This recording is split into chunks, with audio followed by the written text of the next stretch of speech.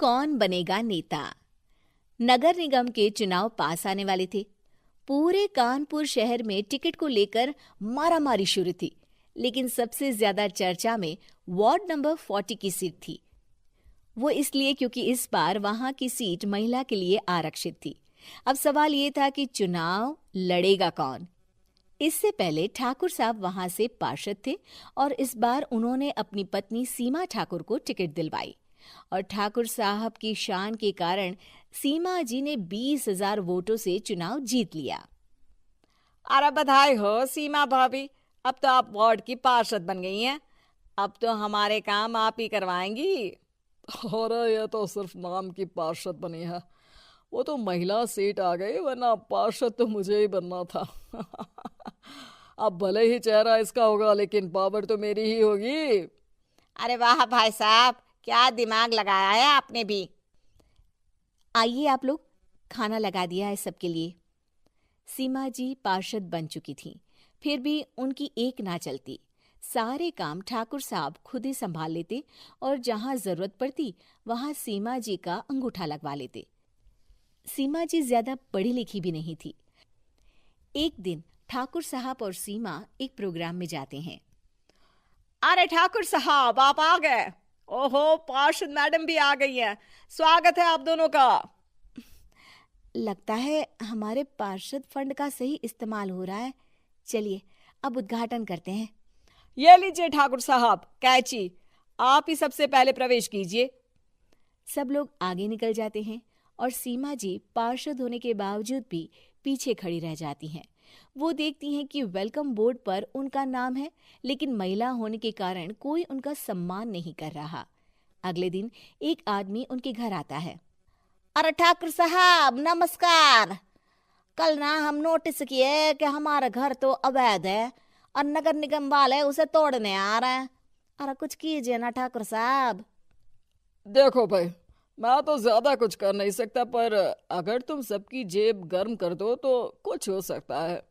कुल मिलाकर 4 लाख लगेंगे। अरे 4 लाख ठाकुर साहब? अरे भाई, मैं अपने लिए नहीं मांग रहा हूँ।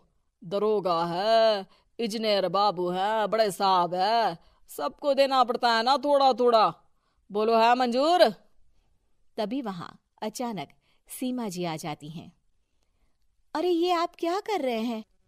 पहले इन्हीं लोगों से तो आपने वोट मांगे, अब इनसे ही पैसे ले रहे हो। अरे चुप रहो तुम, तुम्हारा काम है सिर्फ अंगूठा लगाना, तुम वही किया करो। मुझे दूसरे काम तुम मत सिखाओ, समझी? और तुम ना जाओ, अब पैसे लेकर आओ, वरना जेसीबी किसी भी वक्त आती होगी। सब कुछ ऐसे ही चलते रहता है। एक दिन सीमा जी और ठाकुर साहब को एक लोकल मीटिंग में बुलाया जाता है। वहां पर कई और अधिकारी लोग भी मौजूद रहते हैं। अब मैं चाहूंगा कि ठाकुर साहब हमारे बीच 2 शब्द कहें। मेरे प्यारे भाइयों और बहनों, आज मेरा सौभाग्य है कि मैं आप सबकी सेवा दिन रात कर पा रहा हूं। आपने मेरी पत्नी को भारी मतों से जिताया है, इसलिए मैं आप सभी का शुक्रगुजार हूं।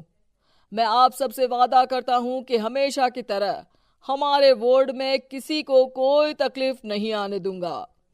सभी लोग तालियां बजाने लगते हैं। अब मैं माननीय पार्षद मैडम को स्टेज पे बुलाना चाहूंगा। अपने नाम को बुलाया सुनकर सीमा जी एकदम चौंक जाती हैं। उन्हें बिल्कुल उम्मीद नहीं थी कि इतनी बड़ी जगह उन्हें मंच पर बुलाया जाएगा। जैसे तैसे वो मंच पर चढ़ती हैं। ऊपर जाते ही सीमा जी को सारी पुरानी बातें याद आ जाती हैं कि किस तरह उनके पति उन्हें कभी भी आगे बढ़ने नहीं देते और उनके नाम से गलत काम करते हैं। वो बोलने लगती हैं। मैं आपके वार्ड की पार्षद सीमा हूं। आप में से बहुत कम लोग ही मुझे जानते होंगे, क्योंकि इससे पहले मुझे कभी ऐसा मौका ही नहीं मिला। सारे मौके मेरे पार्षद पति यानी आपके ठाकुर साहब ही लेते रहे, लेकिन आज ये मौका मुझे मिला है तो मैं इसे ऐसे ही नहीं जाने दूंगी। मैं आपको ये बताना चाहती हूँ कि आपके ठाकुर साहब मेरे नाम की आड़ में गैर कानूनी काम करते हैं, जिस पर अंगूठों के निशान मेरे होते थे। इसीलिए मैं अपनी गलती मानती हूँ और आज अपने पद से इस्तीफा देती हूँ, ताकि आगे से कोई गलत काम ना हो पाए। अब फैसला आप सबके हाथ में है कि आप हमें क्या सजा देना चाहते हैं।